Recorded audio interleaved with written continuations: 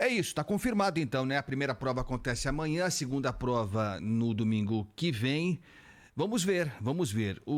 Estão negando que tenha havido alguma ingerência, alguma mudança. A Folha de São Paulo está trazendo hoje, você viu, Thaís? Aliás, vem sendo dito já há algum tempo, mas a Folha estampa aqui.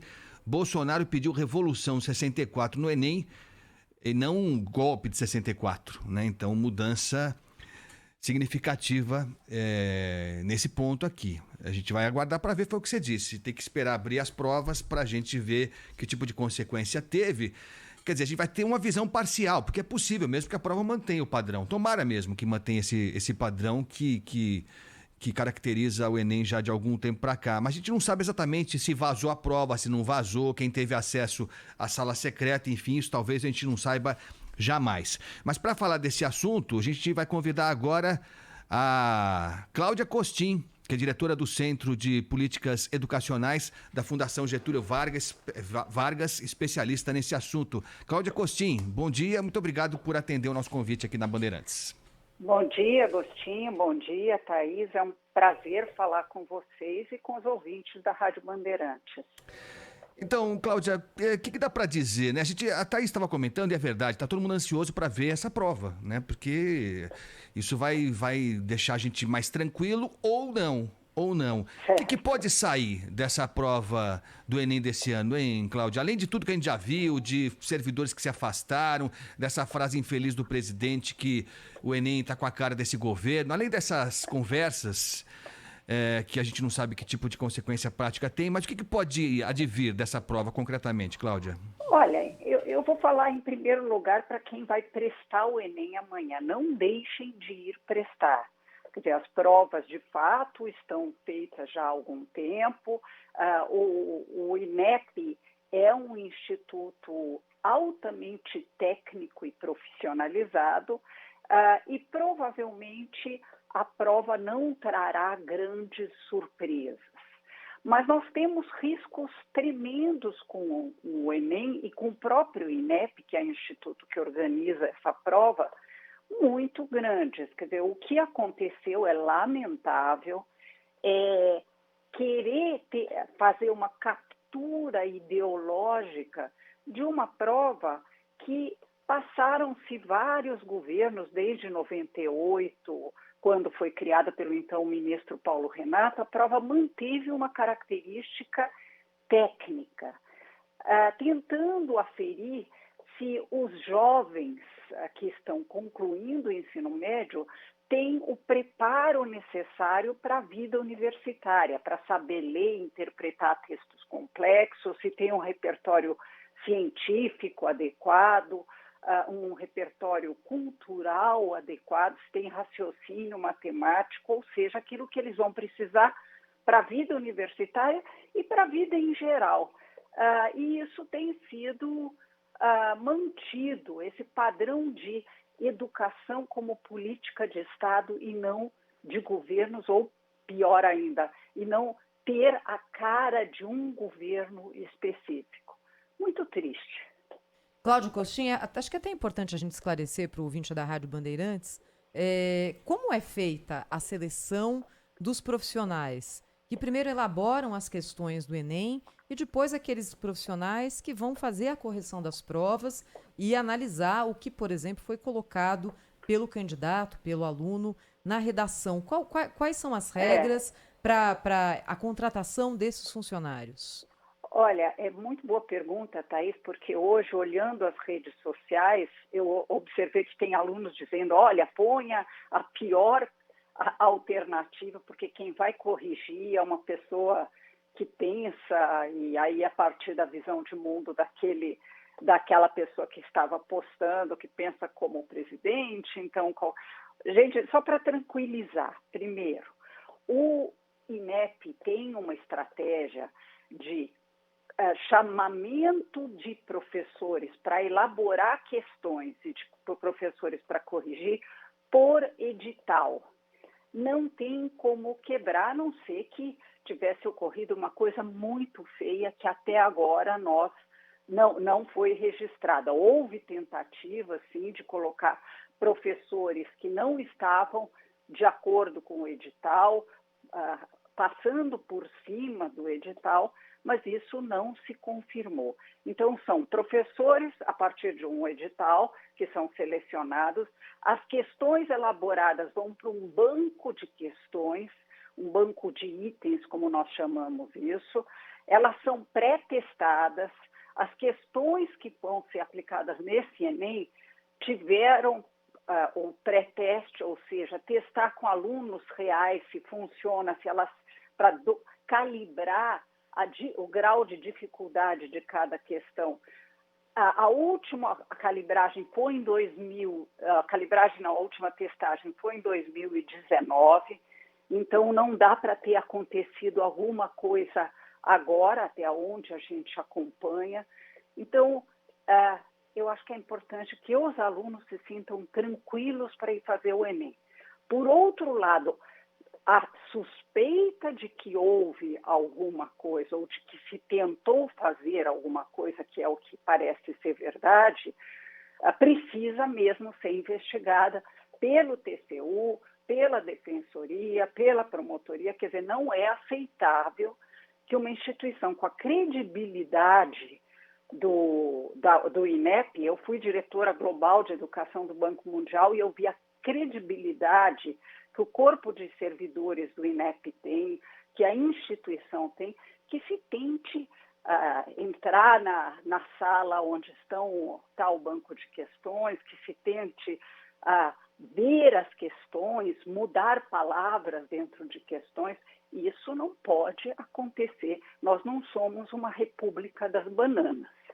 E é muito bom que você coloque isso, viu, Cláudia? Até tranquilizando os candidatos que vão prestar o Enem amanhã em relação à correção das provas, porque o Enem por si só já é uma pressão gigantesca na cabeça do adolescente. Ainda ir para a prova com esse fator a mais, digamos, aí é complicar demais a vida de estudantes que, aliás, tiveram um déficit de aprendizado gigante agora na pandemia também, né, Cláudia? Pois é, Thaís. O que me deixa mais triste é que não estão pensando nesses alunos. Nós tivemos escolas fechadas por mais de 1 ano e meio, dependendo do município, por 2 anos. E com todos os problemas de conectividade,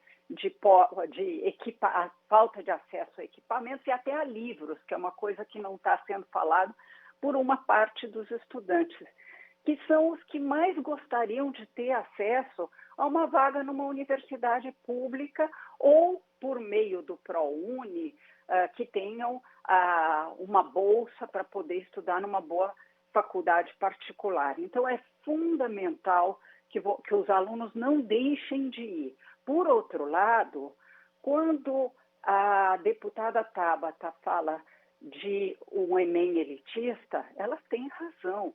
Porque o que está acontecendo? O acesso ao ensino superior, ele, durante muitos anos, e continua sendo assim, é um certo privilégio de quem nasceu em família mais afluente. Esse privilégio vem sendo quebrado progressivamente e o Enem, junto com o Sistema Unificado de Seleção, teve um papel importante nesse processo, o aluno podendo prestar em universidades fora do seu estado, o sistema de cotas para alunos de escolas públicas, que é muito importante, permitindo, assim, que o corpo de alunos, o corpo discente, como nós chamamos, seja mais diverso, que nós tenhamos diferentes classes sociais presentes na universidade para aqueles que desejam cursar ensino superior. Só que com a diminuição dos inscritos, com essa ação também feia que o ministro fez de não dar isenção para aqueles que vêm de famílias menos afluentes, vêm de famílias mais modestas e teriam direito, mas não tiveram coragem, no auge da pandemia, em janeiro, de prestar as provas, seja por medo da pandemia, seja por não se sentirem preparados, teve que a justiça derrubar essa decisão do ministro para que eles pudessem ir, mas aí muitos já desistiram. Nós estamos com o Enem com o menor número de inscritos desde 2005. É muito triste isso. Então, por isso que eu faço esse apelo. Não deixem de fazer a prova. Nós estamos conversando com a Cláudia Costin, que é diretora do Centro de Políticas Educacionais da FGV, e isso talvez seja o mais relevante, né? A gente fica com o coração mais tranquilo aqui, quando você diz que é muito provável que a gente tenha uma prova do Enem com a mesma qualidade, o mesmo padrão de eficiência dos últimos anos, né? Apesar das tentativas, vamos aguardar, mas tomara que isso se confirme mesmo, menos mal, né? Bem menos mal mesmo. Agora, Cláudia, esse estrago maior que vem de antes dessa questão do Enem, que é o que você falou, é a postura do presidente, do próprio ministro. Quantos ministros já tivemos da educação? E a gente não consegue acertar o passo. Essa última do ministro Milton Ribeiro, que disse que universidade não é para todo mundo mesmo, é uma fatia pequena que tem que chegar na universidade.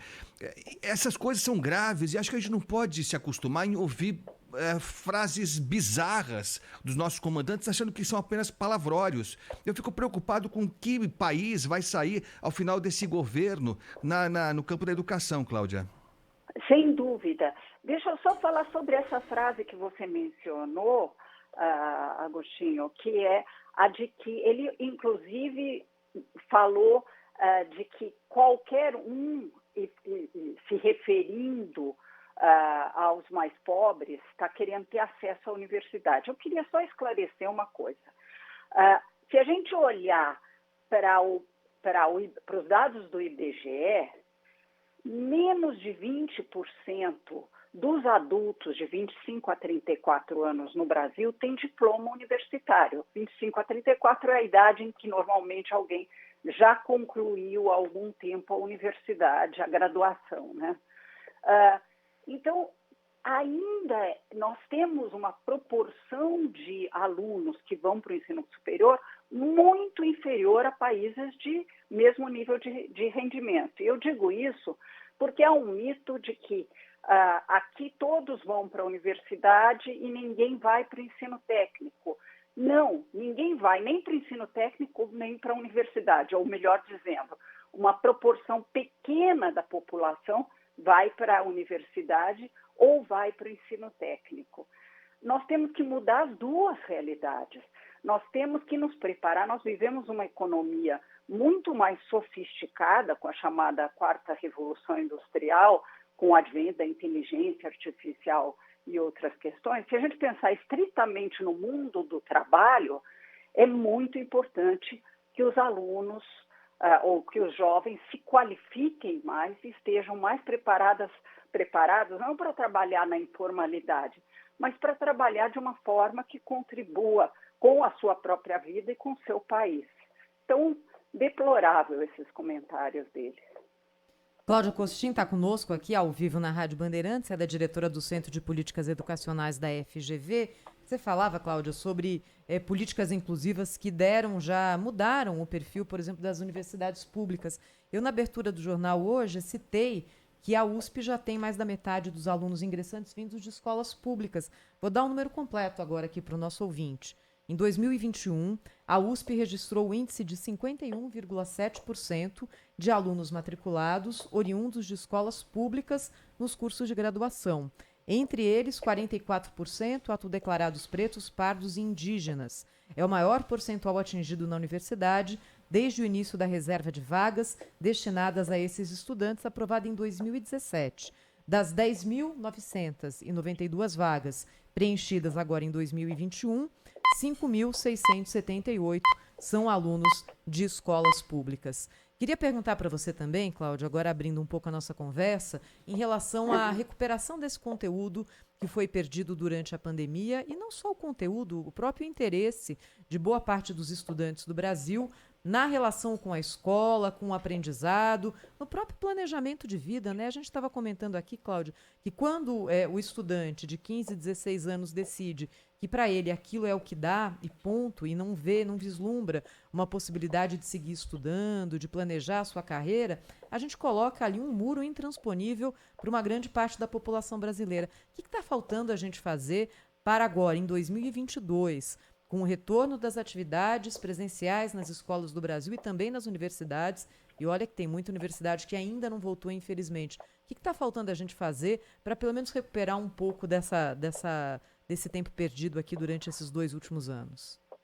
Olha, Thaís, você mostrou bem a realidade. Quer dizer, nós avançamos em relação a políticas de inclusão no ensino superior nos últimos 20 anos e nós não podemos ter o risco de desconstruir isso. Há uma narrativa sobre educação que eu acho que é muito perigosa, aliás, 2 narrativas sobre educação muito perigosas. Uma é de que a educação brasileira é um desastre, portanto, precisamos buscar algum tipo de bala de prata ou solução mágica para resolver todos os problemas. Política pública não funciona assim. Política pública demanda, especialmente em educação, uma visão de ser política de Estado, que cada governo que entra contribui construindo na mesma direção, que é uma direção de combinar 2 coisas que dificilmente andam juntas, que é excelência e equidade. Olhar para a qualidade como aprendizagem dos alunos, com altas expectativas, mas, ao mesmo tempo, diminuir as profundas desigualdades educacionais que nós temos no país.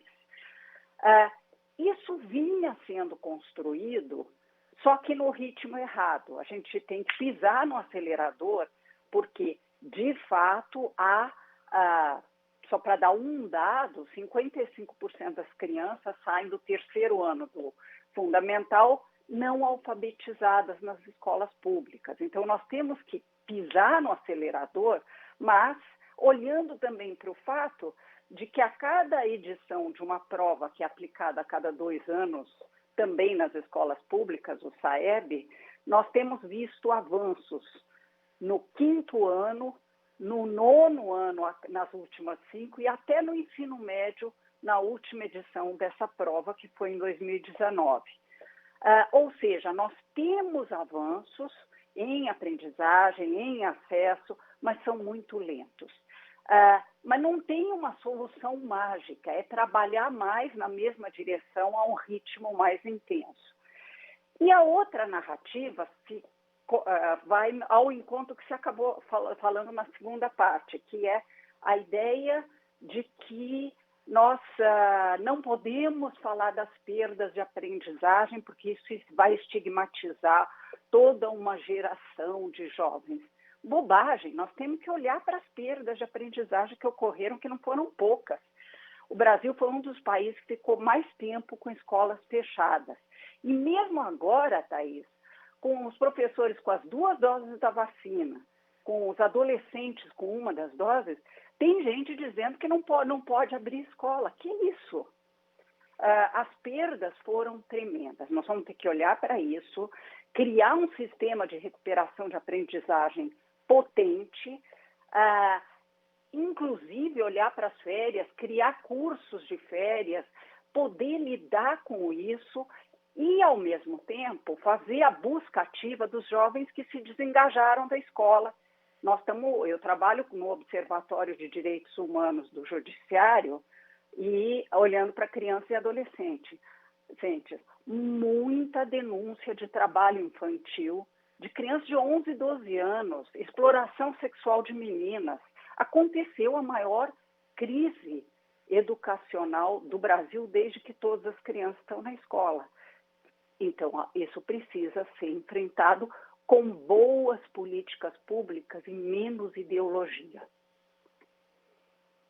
Nós estamos conversando com a Cláudia Costin, que é diretora do Centro de Políticas Educacionais da Fundação Getúlio Vargas.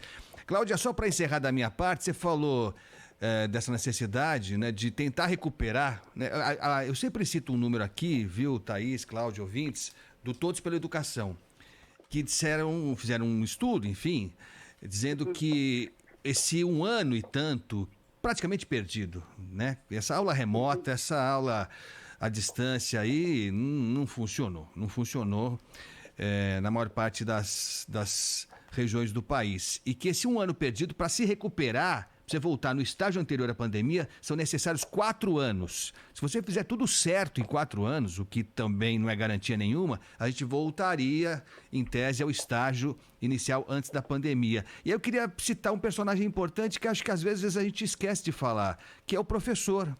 É o professor que teve que se virar nos 30 para conseguir se adaptar a essa condição tão terrível da aula à distância, da dificuldade de conexão dos estudantes. O que a gente pode fazer para atender essa parcela essencial, esse personagem essencial na educação que é o professor, hein, Cláudia? Bom, muito bem lembrado. Eu até queria comentar que houve um esforço tremendo de um exército de professores que foi para a linha de frente para tentar não garantir aprendizagem, porque foi muito desafiador mesmo, ninguém estava preparado para isso, o país tem baixa conectividade, mas que tentou mitigar o dano decorrente de tanto tempo de escolas fechadas. Então, algum impacto isso teve na aprendizagem dos alunos. Não foi o equivalente ao mesmo tempo dentro de sala de aula, da interação humana entre professores e os alunos entre eles, mas houve uma mitigação de danos. Para ajudar o professor, porque ele teve um tempo muito desafiador mesmo, o que eu vi de professores, eu sei que são relatos de um certo heroísmo, mas precisa ser destacado que foram a cavalo levar material impresso na casa de alunos, professores que foram fazer na cidade de Esteio visitação domiciliar das crianças em situação de maior vulnerabilidade para tirar dúvidas, houve de tudo. Mas o que a gente pode fazer para valorizar esse professor?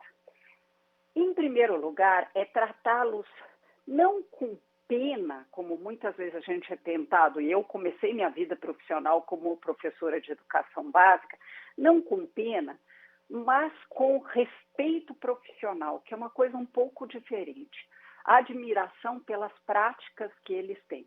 Segundo, fazer uma coisa que o Conselho Nacional de Educação já determinou, que é a formação inicial do professor ter maior conexão entre teoria e prática, maior diálogo entre teoria e prática. Nos países com bons sistemas educacionais, como era, aliás, no antigo curso normal e no Cefam, na cidade de São Paulo, no estado de São Paulo, desculpe.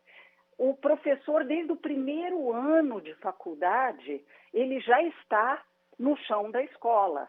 Ele tem teoria e tem prática, como também, aliás, acontece na formação de médicos. Além disso, melhorar os salários, aumentar a atratividade da carreira de professor e evitar contratos fragmentados, em que ele dá aula em uma escola no município, 16 horas, 10 horas no outro. O professor deveria ser contratado por uma única escola, com dedicação exclusiva, e, aliás, os alunos deveriam ter escolas em tempo integral. O modelo de Pernambuco, aqui no Brasil, nesse sentido, é um exemplo para o país, e, aliás, exemplo que Paraíba já seguiu, São Paulo está seguindo, escolas com 8 horas de aula, com muitas atividades diversificadas e os professores lotados numa única escola. Cláudia Costin, diretora do Centro de Políticas Educacionais da Fundação Getúlio Vargas, falou conosco ao vivo aqui no Jornal Gente da Rádio Bandeirantes. Obrigada, Cláudia. Até a próxima. Muito obrigada pela entrevista, hein? Eu é que agradeço. Muito obrigada.